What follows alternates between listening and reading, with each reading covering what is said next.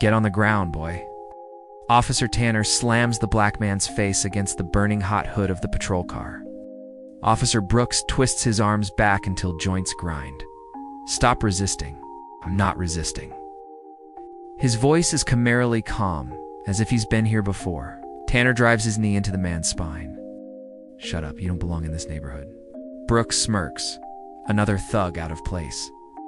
The man's wallet slips from his pocket. Brooks kicks it, scattering cards and photos across the pavement like trash. Please, the man says, voice steady, though blood trails from his split lip. Check my ID. ID, Tanner sneers. You people never learn. He cinches the cuffs tighter, metal-biting skin. Then something falls. A police badge. It gleams on the asphalt beside a glowing phone screen. Chief Barnes, where are you? Emergency meeting in 10. The officers freeze, color draining from their faces. What would you do if you were brutalized by your own officers and suddenly held all the power to change the system?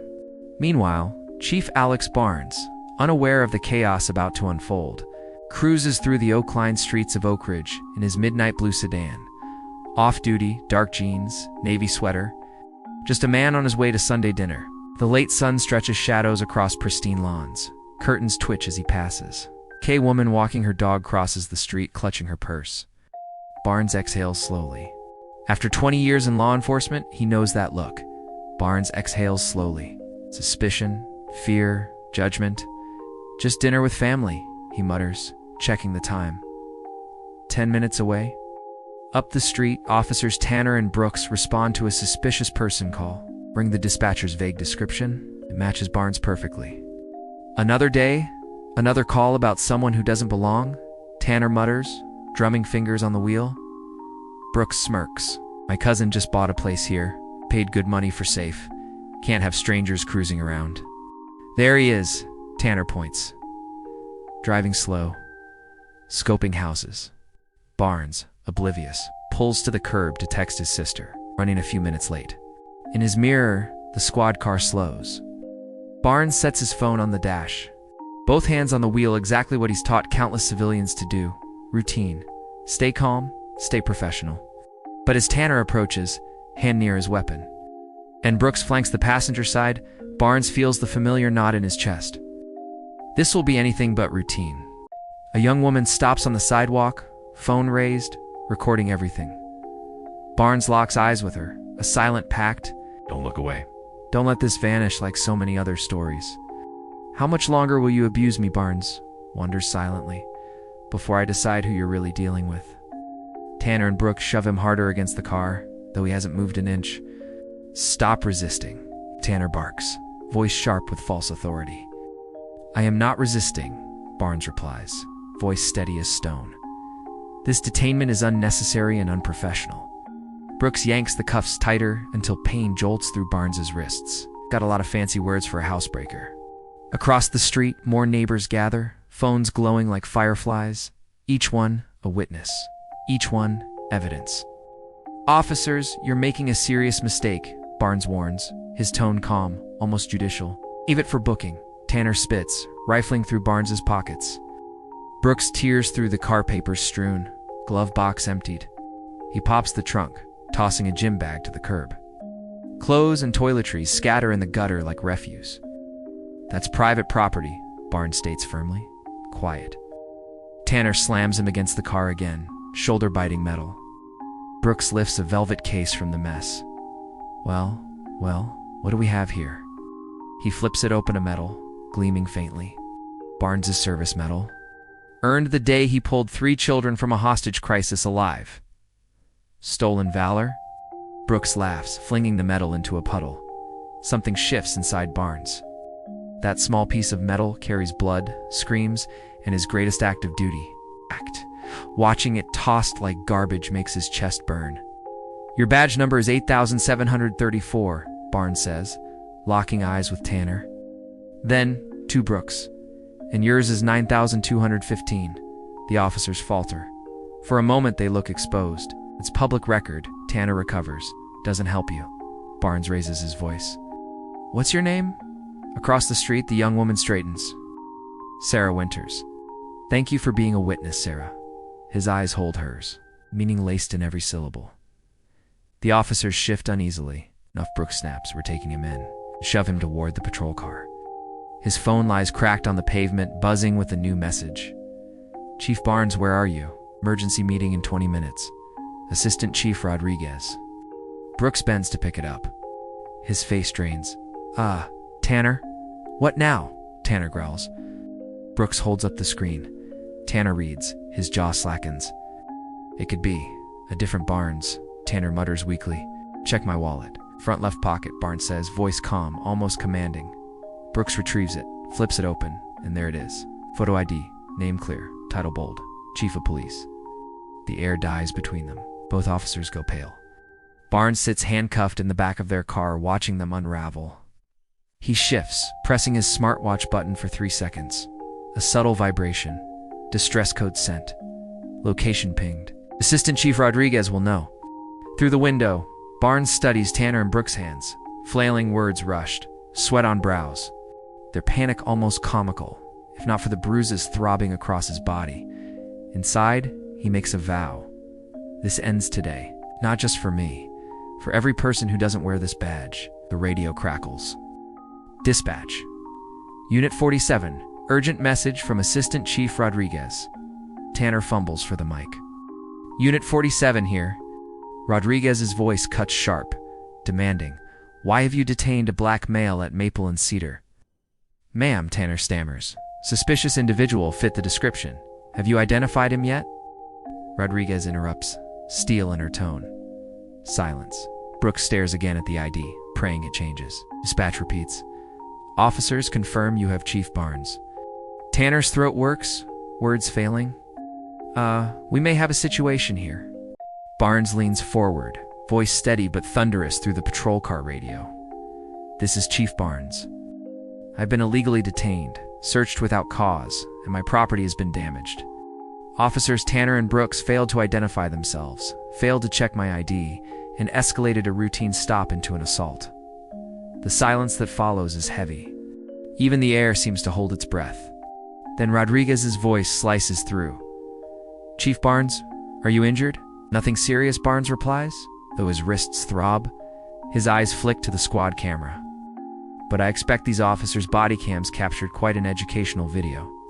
The words land like a verdict. Tanner and Brooks stiffen, the weight of their careers crashing onto them. Keys rattle, fingers fumbling at the cuffs. Chief, this is a misunderstanding. Tanner stammers, panic cracking his voice. We were following protocol for suspicious persons, Brooks blurts, his tone an octave too high. Barnes steps out slowly, rubbing his raw wrists. His posture is calm, but his gaze burns. Was protocol to ignore my ID? To search without consent? To scatter my property in the street? His words strike like hammers. We had reports of break-ins, Tanner begins weakly. So you profiled me, Barnes cuts in, his voice like steel, because a black man in a nice car doesn't belong in this neighborhood. Before they can scramble for excuses, the rising wail of sirens floods the street. 3 patrol cars converge, lights flashing. From the lead vehicle, Assistant Chief Rodriguez steps out. Fury rides her every stride as she takes in the scene. Barnes's scuffed sweater. Possessions strewn across the pavement, and the 2 officers looking like cornered prey. Chief, are you all right?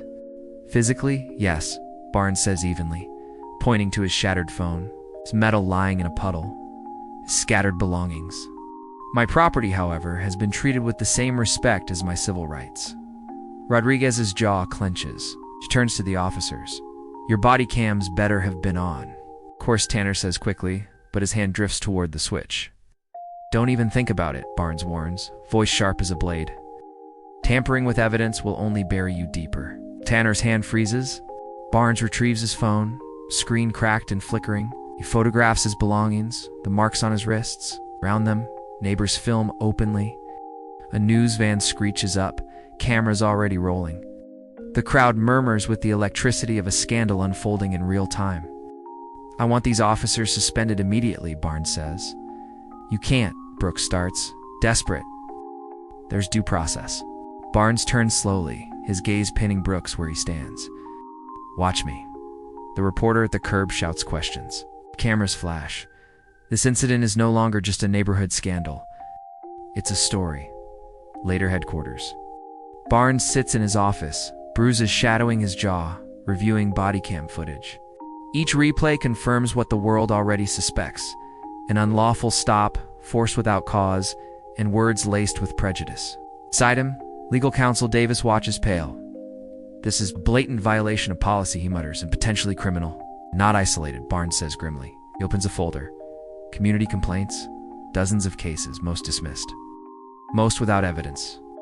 This time, Barnes says, voice tight with fury, the victim is me. They can't bury it. Meanwhile, in separate rooms, Tanner and Brooks pace like trapped animals. Their union rep Sullivan moves between them, face darkening with each conversation. This is bad, he mutters to Brooks. The chief has footage, witnesses, media. This isn't going away. Brooks runs a hand through his hair, frantic. It was just a misunderstanding. You called him one of these people on camera? Sullivan snaps. You trashed his property. You tossed his damn metal into a puddle. Do you have any idea how this looks? The walls close in. The spin is failing. The reckoning has begun. In the hallway outside interrogation, Assistant Chief Rodriguez intercepts Sullivan as he slips from Brooks's room. The chief wants to see them now. Minutes later, Tanner and Brooks stand stiffly in Barnes's office, eyes locked on a point just above his head. The chief says nothing. The clock ticks loud in the silence, each second stretching like rope around their necks. Finally, Barnes's voice cuts through. 3 months ago, I implemented new community policing guidelines. You both attended the training. Silence. 2 months ago, I reviewed racial profiling complaints in Cedar Lane. Your names appeared repeatedly, still no response. 1 month ago, I reminded every officer. Body cameras stay on during all interactions, no exceptions. Barnes places photos of his cuff-bruised wrists on the desk. Today, you proved some officers think they're above policy, above the law, above basic human decency. Sullivan shifts uncomfortably. Chief, these men deserve due process like the due process they gave me. Barnes snaps. His tone is flat, lethal. They're suspended without pay. Effective immediately. And this isn't just internal affairs. I'm recommending criminal charges. The words hang like a hammer blow. But Barnes knows the fight has only begun. The next morning, City Hall. Police Commissioner Wilson leans across the polished conference table. His voice low, urgent. You're moving too fast, Alex. The union is threatening action. Half the force is crying witch hunt. Barnes's gaze doesn't waver. This isn't about two officers. It's about a culture that enabled them. The door opens. Mayor Hill enters, face ashen. Chief Barnes, we have a situation. He switches on the wall monitor. Live footage. Protesters packed outside police headquarters. Some wave signs supporting Barnes. Others defend the officers. The plaza is a cauldron. Chants clashing. Tempers close to boiling. This is a citywide crisis, Hill says tightly. We need to handle it delicately. With respect, Barnes replies, voice like iron. Delicacy is why these problems never go away. He places a folder on the table. 37 complaints. All from one precinct, all buried. Every story sounds like mine, except those citizens didn't have a badge to shield them. Commissioner Wilson frowns. Where did you get these? I've been collecting them since my first day as chief, waiting for the day no one could deny them. The mayor paces, sweat on his brow. The media is circling. We need a unified message. Then unify behind justice, Barnes says. Because in 1 hour, I'm holding a press conference. Elsewhere, coffee shop, 3 blocks from HQ, Tanner and Brooks sit hunched in a back booth with Union President Sullivan. The blinds are drawn. The air smells of burnt coffee and panic. You've never had a chance to verify his ID, Sullivan insists. It was an honest mistake. That's our line. Stay on message. Tanner stares at his hands. We followed him before the stop. Brooks did say don't repeat it, Sullivan snaps. You were doing your jobs. The chief is overreacting for politics. Brooks nods nervously, but Tanner's eyes betray doubt. Pack at HQ. Rodriguez enters Barnes's office. Sir, Officer Tanner asked to speak with you alone. No union rep, he insisted. Barnes raises an eyebrow without representation. Yes, said it's important. Send him in. Tanner sits, cap twisting in his hands, nerves in every movement. Silence stretches until he finally whispers, "What I'm about to say could end my career. But after seeing that footage, I can't defend what we did." Barnes waits, impassive, giving him space. "This wasn't isolated," Tanner admits. "There's an unofficial policy in our precinct, certain neighborhoods, certain profiles. We're told to be proactive. Encouraged by whom?" Barnes leans forward, voice taut. "Captain Reynolds." Tanner's eyes drop. Never direct orders, but the message is clear. More stops in wealthy neighborhoods means better shifts, better evals. And the racial component. Tanner swallows. It's understood. He calls them demographic anomalies, meaning minorities in white neighborhoods. Barnes's suspicions crystallize into certainty. Reynolds, the 25-year veteran, untouchable, the shadow power behind the precinct. "I'll need this in writing." Tanner nods. "Shh. That's why I brought this." He places a flash drive on the desk. 6 months of shift briefings. I recorded them. Barnes studies him carefully. "Why now?" Tanner's voice steadies. "My father was a cop in the 90s, watched good policing rot under the same poison I've been enabling. When I saw your face, Chief, I saw myself becoming the very thing I swore to fight." 1 hour later, Police HQ press room. Barnes stands before a wall of microphones. Cameras flash like lightning. Commissioner Wilson and Mayor Hill flank him, stiff, uneasy. Barnes speaks, his voice carrying across the city. "Yesterday, I experienced what too many citizens endure: everyday prejudice, wearing a badge." The room stills. Reporters lean forward. Barnes's war has officially gone public. Barnes steps to the podium, the press room crackling with tension. Cameras flash as he steadies himself. "As your police chief, I've reviewed countless complaints about profiling," he begins, his voice firm but heavy. Then he leans closer to the microphones, eyes unflinching. "But as a black man, I've now lived it firsthand." Gasps ripple through the room. On the screen behind him, stark images of his bruised wrists and shattered property appear. Reporters shout questions, but Barnes raises his hand for silence. The officers involved have been suspended. But this is bigger than 2 men on one shift. Today, I'm announcing a department-wide audit of every civilian complaint from the past 3 years. Chaos erupts. Questions fly. The commissioner stiffens. Mayor Hill shifts uneasily. Barnes doesn't flinch. "I've also received evidence of systematic encouragement of discriminatory practices within certain precincts." Barnes continues, voice sharpening like a blade. "Effective immediately, Captain James Reynolds is suspended pending investigation." The commissioner's jaw tightens. This wasn't part of the plan. Barnes doesn't care. His momentum is unstoppable. "And starting now," he declares, "this city will have an independent civilian oversight committee with the power to discipline officers. Real power, not token review." Mayor Hill steps forward, smiling thinly at the cameras. "We should remember that most officers serve honorably." Barnes gently takes back the microphone, gaze steady. Now most do. But good officers are betrayed by systems that protect bad ones. To the community, he looks directly into the lenses. "I've been on both sides now. I've worn the badge proudly.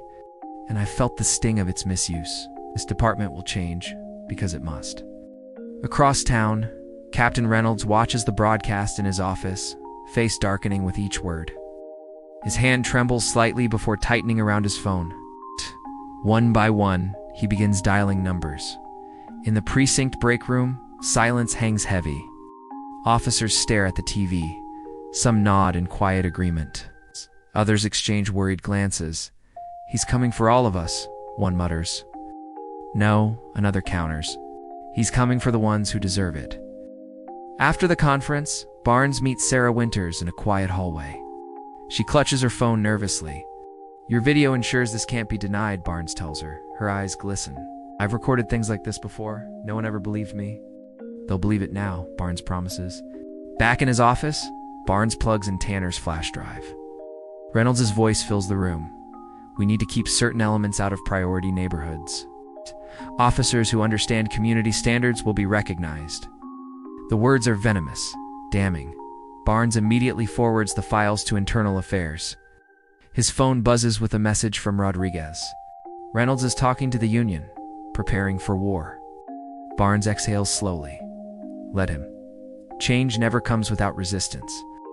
Hours later, Reynolds sits before a news camera, uniform starched, voice smooth. Chief Barnes has a personal vendetta, he tells the reporter. He's playing the race card to cover his own failures. Barnes watches the segment from his office, jaw tightening. Let him talk, he murmurs to Rodriguez. We'll let the evidence speak. And the evidence grows by the day. Internal Affairs uncovers deleted complaints, hidden quotas, racial targeting directives all linked to Reynolds. Meanwhile, disciplinary hearings begin. Officer Brooks sits stiffly at the table, union lawyer at his side. We had reasonable suspicion, Brooks insists. We followed procedure. Barnes leans forward. He followed me for 6 blocks before inventing a call. He never checked my ID. He damaged my property. He didn't know who I was. That's exactly the point. You assumed. That's prejudice. The board votes unanimously. Termination. Brooks storms out, vowing revenge. In the city, a different storm brews. Sarah Winters launches a campaign on social media. #Who are you pulling over? Within days, thousands share their stories of unjust stops, some with videos, others with haunting words. The movement grows like wildfire. Mayor Hill summons Barnes privately. This is bigger than one incident, he warns, pacing. Your reforms will cost millions. The union is threatening slowdowns. Barnes slides a folder across the desk. Here are 16 settlements the city paid last year alone for officer misconduct. Total cost $12 million. My reforms cost less than defending corruption. Days later, City Council convenes in a fiery emergency session. Barnes outlines his reform plan. Mandatory de-escalation training, civilian oversight, with real disciplinary power. A public complaint database. Regular psychological evaluations. Officers serving mandatory community hours in the neighborhoods they patrol. Councilman Parker slams his fist on the table. You're handcuffing our officers while criminals run free. Barnes doesn't back down. No, Councilman. I'm taking the handcuffs off our community, putting accountability where it belongs. The chamber erupts in shouts and debate, as the battle lines are clear. The war for the soul of the department has begun. Barnes addresses Councilman Parker directly, his voice steady but edged with fire. I've worn this badge for 20 years. These reforms aren't anti-police. They're pro-community. Protect good officers by removing the ones who poison public trust. The chamber falls silent for a beat before the arguments erupt again. After 5 grueling hours of heated debate, the reforms pass barely by, a vote of 7-6. Outside City Hall, the streets roar. On one side, a sea of black, the blue flags ripple in the summer heat. Across the barricades, counter-protesters chant for accountability. Their signs raised high. Justice is trust. And who protects us? Barnes steps outside and does the unthinkable. He walks into the noise. To the officer's supporters, he says calmly, I am not your enemy. I want this badge respected again. That happens when accountability is real. Then he crosses to the other side. Change won't happen overnight, but it has begun. Stay engaged, stay peaceful, we're building something that lasts. Inside the department, the ripple effect begins. Some officers adapt reluctantly, cautiously, or even with relief. Others resist, filing grievances and staging seekouts. At roll call, Officer Tanner steps forward, his voice low but clear. I became a cop to protect people. Somewhere along the way, I forgot that means all people. His words cut through the silence. Some officers nod quietly, others glare at him like he's betrayed the family. Meanwhile, Reynolds refuses to fade into the shadows. He storms TV studios, giving inflammatory interviews. His lawyer files motion after motion to suppress the recordings. It's legally obtained, he claims, while Reynolds sneers into the cameras, playing the victim. Barnes ignores the noise. He doubles down, bringing in trainers for de-escalation, holding town halls with wary community leaders, inviting national media to observe. Then the call comes. The FBI. We've been monitoring the situation. Reynolds' precinct is now under federal investigation for civil rights violations. Barnes exhales slowly. Good, this goes beyond one department. Public opinion shifts as Reynolds' own voice echoes during a council hearing. Keep certain elements where they belong. We all know who I'm talking about. The room gasps. Its last defense begins to crumble. The mayor, once cautious, now leans fully into the wave. Our city is leading the way in 21st century policing, he declares at a forum, his tone triumphant. But Barnes isn't chasing sound bites. He's grinding the gears of change. Veteran officers now sit across from residents in dialogue sessions. Some exchanges crackle with decades of bitterness. Others spark moments of understanding. "I never thought I'd sit across from a cop and feel heard," an elderly black resident tells Barnes. "That's the point," Barnes replies quietly. The union sues, but Judge Hernandez sides with the city. The evidence of systematic discrimination outweighs procedural objections. Reform is necessary, and it is now. Meanwhile, Reynolds' allies peel away one by one. More officers come forward with stories like Tanner's. His attorney whispers about a settlement. Barnes' reply is firm: too late. This goes to a full hearing. 8 weeks after the incident, early data shines. Complaints drop, community engagement climbs. It's not perfect, resistance lingers, skepticism remains, but the ground is shifting. Barnes walks through Cedar Lane, the very street where it all began. Children wave, elders nod. One man stops him outside a grocery store. "For the first time, I saw an officer apologize to my grandson after stopping him for no reason." Barnes smiles faintly. That's how it should be. Sarah Winters, once just a bystander with a phone camera, now sits on the Civilian Oversight Committee. 6 months ago, I was just recording what no one wanted to see. Now I'm helping fix it. That's how change happens, Barnes tells her. One person decides to act, then another, then another. But as the date of Reynolds' disciplinary hearing approaches, whispers of a last-ditch counterstrike begin to surface. The resistance is wounded but not finished. Question for the audience hook. Will Reynolds go down quietly or unleash one final weapon that threatens everything Barnes has built? The disciplinary hearing for Captain Reynolds becomes the epicenter of the department's future. Officers, media, and citizens pack the chamber until the air itself feels combustible. Security guards line the walls. Reynolds strides in, chin high, flanked by union attorneys. His strategy is obvious: paint Barnes as an ambitious opportunist. Barnes sits, calm, steady. When his turn comes, he doesn't fire personal attacks. Instead, charts flash across the screen. Black citizens, 7x more likely to be stopped under Reynolds' command. His precinct, 3x more excessive force complaints than any other. Reynolds' lawyer objects. Correlation isn't causation. Barnes leans forward. True. Let's address causation directly. Tanner's recordings flood the room, Reynolds' own voice. We all know who doesn't belong in Cedar Lane. Use your instincts. Officers who keep certain elements out will be recognized. Each word strips away his armor. Then comes Barnes' final witness. Mrs. Washington, 72, cane in hand, dignity undimmed. She recounts being stopped 6 times in her own neighborhood. My son is a surgeon, she says, voice trembling but resolute. But none of that mattered because of what they saw first. The silence is suffocating. Reynolds rises against his attorney's advice. I've dedicated my life to keeping neighborhoods safe. Barnes meets his eyes. Safe for whom, Captain? Reynolds falters. He has no answer. The board votes unanimously, terminated. Outside, cameras swarm. Chief Barnes, do you feel vindicated? Barnes shakes his head. This isn't about vindication. It's about building a department worthy of trust. Months later, the department is unrecognizable. Complaints drop 40%. Officers volunteer for community immersion programs. Tanner, once complicit, now speaks to recruits. I thought good policing meant being tough. Now I know it means being just. Not all follow. Brooks quits, muttering about political correctness. But the tide has turned. Barnes forms a national coalition of reform-minded chiefs. What began with 4 grows to 23. The mayor beams. Crime is down. Trust is up. Morale is better than ever. Barnes knows the fight isn't over. Some resist.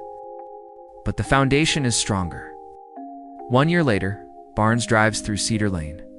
The streets look the same, but the spirit is different. Officers greet residents by name. Children wave at squad cars. At his sister's dinner table, his teenage nephew shares, I got pulled over last week. The officer explained my taillight was out. He called me sir, gave me a warning. For the first time, Barnes feels hope rise in his chest. That's how it should always be. Later on his balcony, the city spreads beneath him. His father's words echo. True leadership means standing for what's right, especially when it's hard. Justice, Barnes thinks, isn't a finish line. It's a journey, one that demands vigilance, courage, and humanity. A patrol car passes below. The officer inside lifts a hand in respect. Barnes returns the wave. No fear, no tension, just progress. And now, we ask you, if you were Chief Barnes, would you fire them all or give them a chance to change? This isn't the end. It's the beginning of what happens when truth meets accountability. At Fate Tales, we believe exposure sparks transformation.